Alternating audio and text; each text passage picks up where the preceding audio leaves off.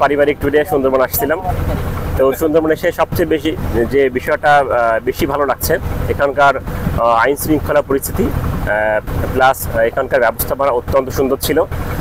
এখানকার যারা ব্যবস্থাপনার দায়িত্বে ছিলেন তারা অত্যন্ত সুপরিকল্পিতভাবে যারা আমাদের দেশের বিভিন্ন জায়গা থেকে পর্যটক আসছেন তাদেরকে সহায়তা করছেন।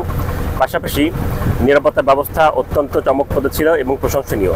আর যোগাযোগ ব্যবস্থা এখানকার আমার যা মনে হলো যে অতিরিক্ত কোনো ভাড়া নেওয়া হয়নি, এই বিষয়টা খুবই ভালো লেগেছে। আর যথেষ্ট পরিষ্কার পরিচ্ছন্ন ছিল। সবকিছু মিলেই আমরা একটা চমকপ্রদ ট্যুর উপভোগ করলাম। আমি আমার হাজবেন্ডের সাথে আসছি এখানে আমরা অনেকেই বিভিন্ন জায়গা থেকে আসছি। তো এখানে ঘোরার অনেক সুন্দর পরিবেশ। তাছাড়া এখানে আসলে আপনারা দেখতে পাবেন বানর গাছে গাছে ঘুরতেছে, অনেক প্রাকৃতিক পরিবেশে অনেক সুন্দর লাগবে আপনাদের আসলে।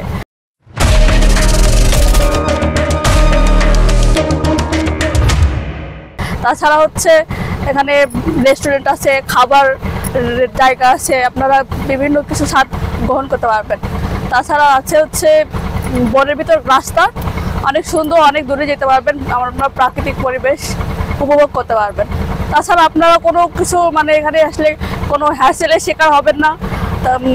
সব কিছু মিলিয়ে মোটামুটি ভালোই, নদীপথ এনজয় করতে পারবেন, সব কিছুই মিলিয়ে অসাধারণ। খুব সুন্দর লাগছে এখানে এসে।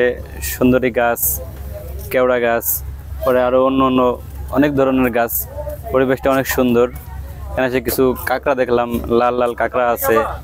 পরে ওইখানে কুমির দেখছি, ভিতরে বানর আছে, আমাদের থেকে খাবার টাবার কেড়ে নিয়ে গেছে। সবচেয়ে ভালো লাগছে যে এই পরিবেশটা একটা নীরব পরিবেশ, সুন্দর পরিবেশ, এটাই সব থেকে বেশি ভালো লাগছে।